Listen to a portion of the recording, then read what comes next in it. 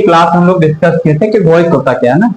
Voice के बारे में मैंने बताया था कि voice is an art of making statement, यानी स्टेटमेंट बनाने की कला को क्या बोलते हैं, वॉइस बोलते हैं ना। पिछले दिन की क्लास में मैंने बताया था, यानी जो हम बात बोलते हैं, बोलने की कला को ही वॉइस बोलते हैं। पिछले दिन की क्लास में डिस्कस कर चुके थे। Okay, next letter I told you a statement can be made into two voices. किसी भी स्टेटमेंट को कितने वॉइस में बनाते हैं, दो वॉइस में, यानी पहला है एक्टिव वॉइस, दूसरा है passive voice. In which I told you an action in the dominance of subject is kept in active voice में। एक ऐसा एक्शन जो कि सब्जेक्ट की अगुवाई पे काम होगा, उसमें उसको किसमें रखते हैं, एक्टिव वॉइस में।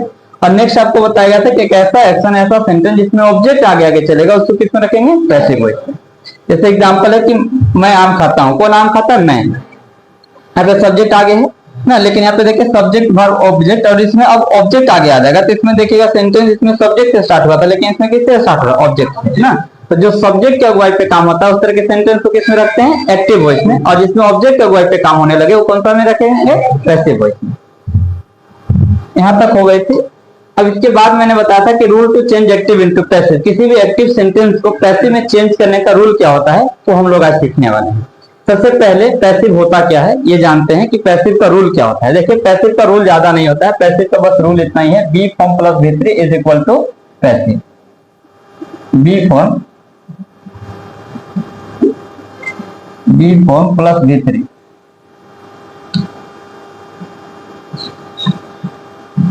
Is equal to passive. आपको बहुत सारा नियम बता दिया जाता है, लेकिन पैसिव का बस रूल इतना ही है, be form plus V3 is equal to passive. अगर आपको बी फॉर्म के बारे में पता है और बी फॉर्म के साथ अगर आप V3 लगाने की कला सीख जाते हैं, तो वही आपका क्या है, पैसिव में सेंटेंस आप चेंज कर पाते हैं। तो so first of all we have to know what is B form ना, we must know what is B form. So let's know what is B form.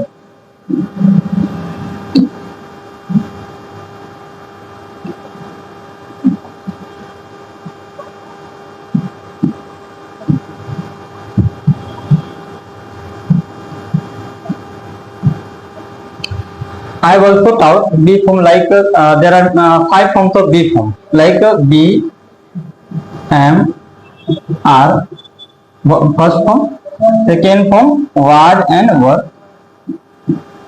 third form being, fourth being and fifth is।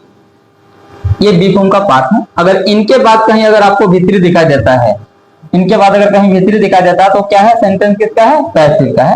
हाँ, कभी कभी एक condition में कभी कभी adjective का भी काम करता है, लेकिन मोस्टली सेंटेंस अगर बी फॉर्म के बाद अगर V3 दिखाई देता तो सेंटेंस किसका है, पैसिव का है ना।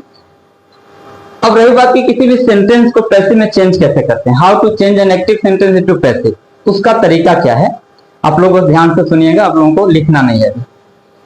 देखिए सपोज दैट करना क्या है कि आप लोग क्रिकेट का खेल तो सब लोग जानते हैं, क्रिकेट का खेल सब लोग जानते हैं, खेलते भी हैं ना। तो क्रिकेट के खेल के माध्यम से हम लोग एक्टिव से पैसिव में चेंज करने की कोशिश करते हैं। देखिए सपोज दैट क्रिकेट कहाँ खेला जाता है, where is cricket played, field में, पिच पर ना। Cricket is played on pitch, pitch पे क्रिकेट खेलते हैं।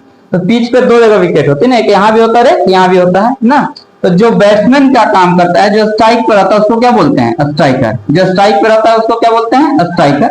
और जो नॉन स्ट्राइक पर रहेगा उसको क्या बोलेंगे, नॉन स्ट्राइकर। अभी जो गेम स्टार्ट होगा तो इसमें आपको 4 रन और 6 रन नहीं मारना है, 4 रन और 6 रन नहीं मारना, बस रन कितना लेना है, 1-1 रन ना। तो जब 1-1 रन लेंगे तो स्ट्राइकर दौड़ करके कहाँ चल जाएगा, नॉन स्ट्राइकर के पास, और नॉन स्ट्राइकर दौड़ करके कहाँ आ जाएगा, स्ट्राइकर ना। और बीच में पूरा पिच तो खाली नहीं रहेगा, स्टेडियम खाली रहेगा पूरा नहीं, ये खाली नहीं रहेगा, बल्कि फील्डर का भी काम करें तो फील्डर का काम कौन करेगा, बी फॉर्म प्लस V3 ना, बी फॉर्म प्लस V3 आपका फील्डर का काम करेंगे। तो सबसे पहला जब गेम स्टार्ट होगा तो आपको करना क्या है कि स्ट्राइकर को कहां ले जाना है, नॉन स्ट्राइकर पे, नॉन स्ट्राइकर को कहां ले आना है, स्ट्राइकर पे।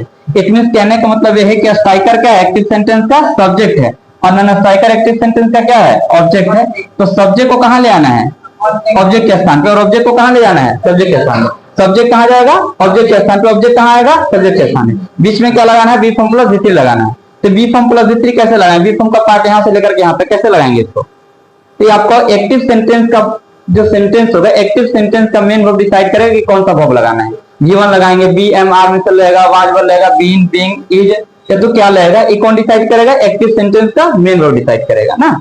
जैसे फॉर एग्जांपल एक सेंटेंस लेते हैं,